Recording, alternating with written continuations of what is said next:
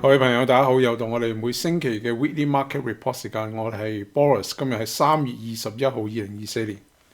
想聲明呢個 video 係做教育用途，請大家唔好用我嘅分析作為投資決定。要投資嘅話，請同你投資顧問查詢。上個星期同大家講咧，最近1月同2月嘅CPI 咧，即係呢個消費物價指數啦，或者通脹咧，都開始向上升㗎啦。咁最近喺上個星期嘅 PPI 更加證明咧，就係嗰啲 wholesale price 啊，或者生產商嘅價錢咧，亦都喺度升緊嘅。呢個星期嘅 FOMC meeting 咧，就我諗都相信好多人咧都會好對鮑威爾講嘅嘢咧係好失望嘅。即係如果係以經濟學家嚟講啦，對投資者嚟講咧，佢根本就係市場咧就係走入一個叫做FOMO market 或者一個 momentum 嘅 market 嚇，即係根本佢講乜嘢嘢，呢個市場都會升㗎啦。點解會咁樣嘅咧？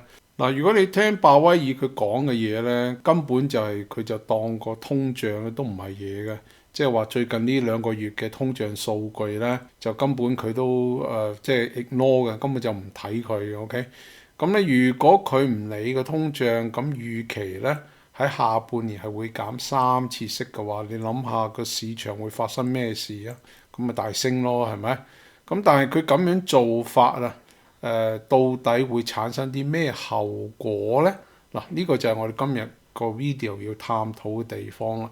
同埋佢咁樣做之後，會令到邊啲板塊開始會大升嚇？可能你話會唔會又係 technology？我相信唔會啦。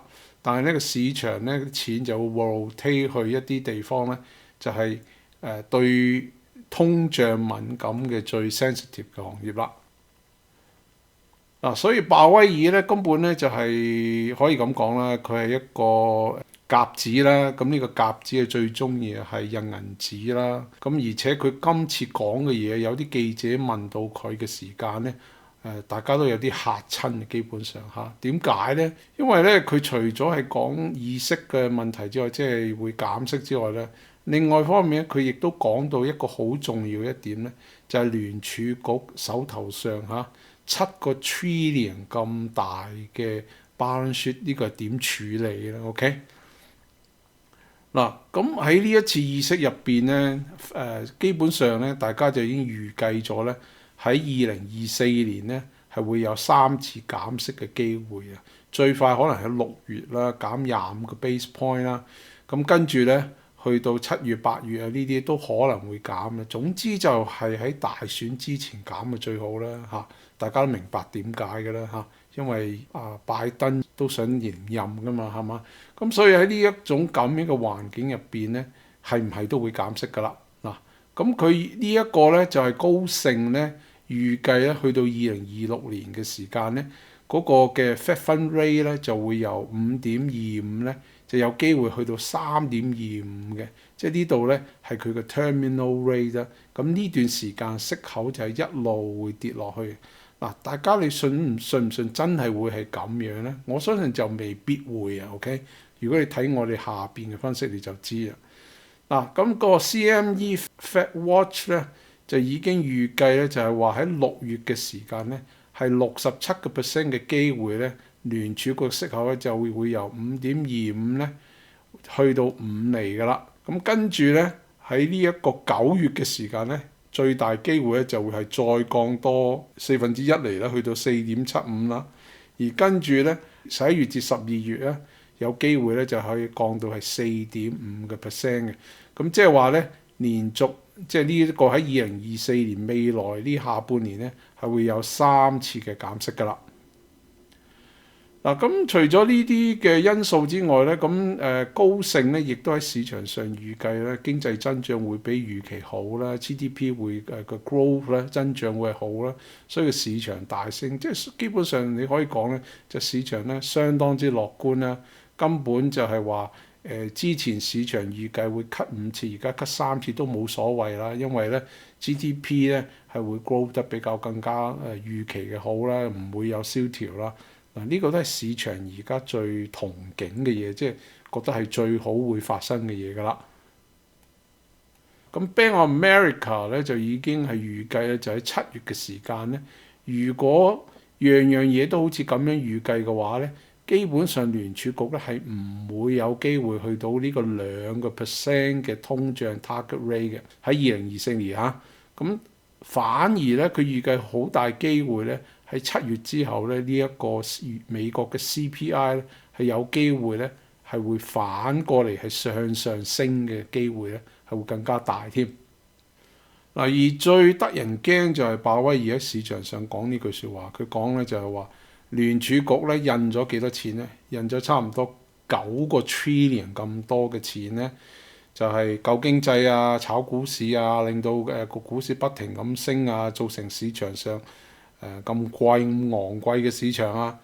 但係啲人問你而家縮表縮咗少少啫喎，即係由呢個9個 trillion 咧去翻7點幾個 trillion，咁幾時先至縮翻低多啲啊？鮑威居然講就係話聯儲局咧基本上都唔會有機會去翻以前呢啲咁樣嘅低嘅 level 㗎啦，即係每一次遇到經濟蕭條嘅時間咧，個印刷機又會攞出嚟重新再印，即係話聯儲局咧永遠都會 keep 住一個好高 level 嘅債務啦，同埋咧佢好多嘅即係呢啲嘅 balance sheet 一路咧都會係好高㗎啦。哇！咁佢講呢句説話，即係話聯儲局咧根本就唔會即係唔會重視嗰個通脹啦。咁亦都係代表佢嘅印銀紙咧係永遠都唔會停啦。所以見到點解喺呢2日內黃金升咗咁多嚇，就係咁解啦。因為大家見到呢個咧係永遠唔會解決嘅問題嚟嘅喺美國。咁今日咧我就會特登同大家探索下，就咁樣印銀紙落去嘅話咧，邊啲行業係會做好啦？咁大家要知道就係話呢個咧係政策嘅關係啦。咁呢啲嘅政策會將來會影響個股市嘅。同埋已經好多嘅即係借錢嘅人士嚇。道指咧就因為鮑威爾咧講説話，就令到佢咁樣升咗上去啦。OK 就突破咗之前個高位啦。咁整體嚟講咧，呢個 RSI 咧就去翻76呢啲嘅高位喺呢個周圖入邊嚇。咁所以咧，當道指去到接近4萬點，通常我哋講緊呢啲 round number 嘅時間咧，都係一啲好 critical 嘅 level 嚟嘅 ，OK？ 而且呢一個咁大嘅 wedge pattern 咧，呢啲地方咧係一定會有阻力嘅，亦都係佢嘅 Bollinger Band 嗰個即係嗰個上限呢啲位置啊。咁市場會唔會去到4萬點呢啲位咧？大家就留意啊，其實都唔係爭好遠嘅啫，道指係爭200幾點就到㗎啦。而 S&P 500咧，今日咧仍然係高開啦，但係高開之後咧係低收，係空住一個 gap 位咯。咁呢一個情形即係話咧，去到高位嘅時間咧，碰到呢一個上邊 upper 呢一個 trend line 嘅阻力位咧，再次回調啦。而呢度又產生一個空間嚇。大家都聽我哋講咧，就係當你喺一個市場咧時常出現呢啲嘅 gap up 嘅時間咧，會唔會係另外一個 exhaustion 嘅表現咧？我哋就留意未來發展啦。但係呢個money flow 咧係一路係跌落去，就算係呢一個星期啊，呢個 money flow 一路係跌落去，即係話咧係資金係開始係減少喺個市場入邊噶。至於 Nasdaq 咧個資金流向咧已經係變成 negative 噶啦。其實 Nasdaq 嘅表現咧喺最近呢1-2個星期咧，係相當之落後於其他指數㗎。Nasdaq 咧，你可以見到咧，佢差唔多係想突破呢個位，但係今日 close 嘅時候仍然喺呢個低位之下，而且佢個 close 咧係喺低位 close，一樣係有個 gap 位嘅出現嘅。咁今日會唔會變成一個 island reversal 咧？我哋就睇下聽日嘅市場點樣表現啦。而 IWM 咧，相反嚟講，佢表現係比其他市場係好啦，而且咧佢呢一個嘅exhaustion 嘅 pattern 咧，呢一個 doji 咧，今日咧係 reverse 咗嘅。咁會唔會啲錢開始由 technology 股票輪轉去到呢一個 small cap 嘅市場咧？如果係一個 broad base 嘅，即係整體股市開始會大升嘅話，應該都係時間咧呢個 Russell 2000咧係開始要突破，而呢啲嘅 technology 股係開始會弱㗎啦。咁所以我哋要留意咧，就係話呢一個上翻嚟喺聽日會唔會保持到佢能夠 close 咧係 above 呢一個 close。如果佢能夠係再上去嘅話咧，咁即係確認咧呢一個 breakout 咧係真正嘅 breakout 啦。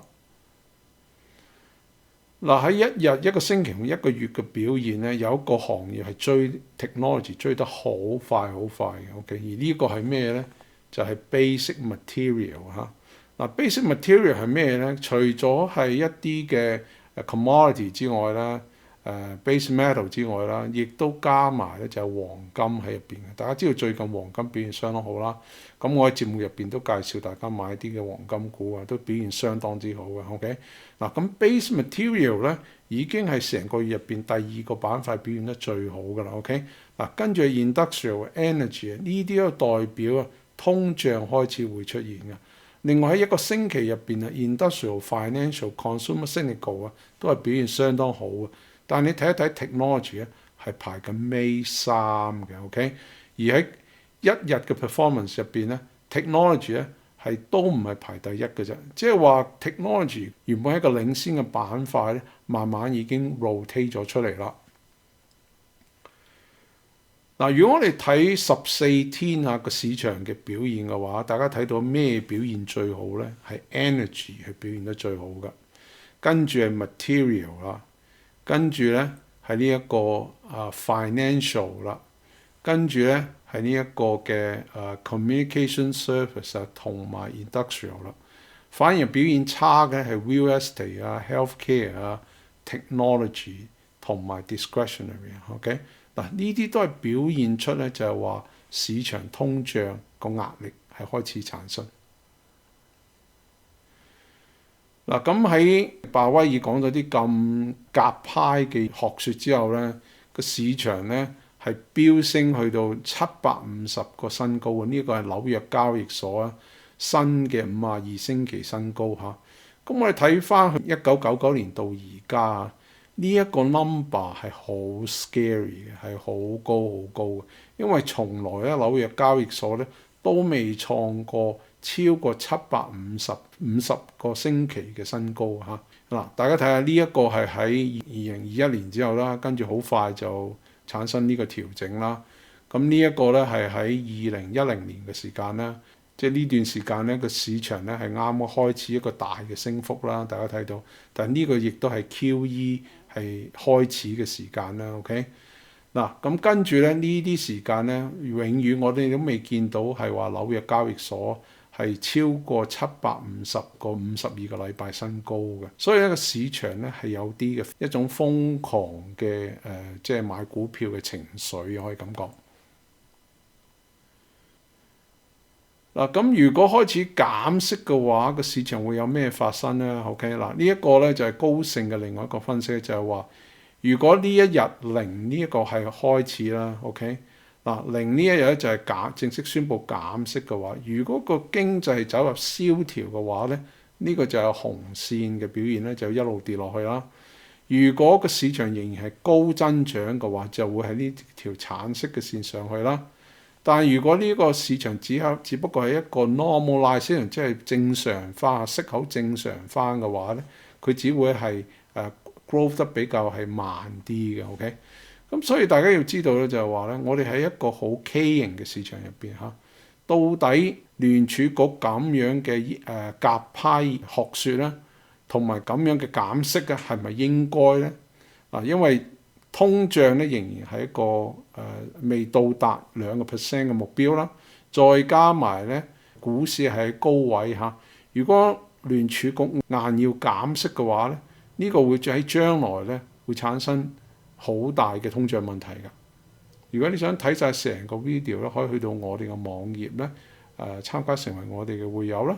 咁我哋今日嘅 preview 咧就講到呢度啦，我哋下次再見，拜拜。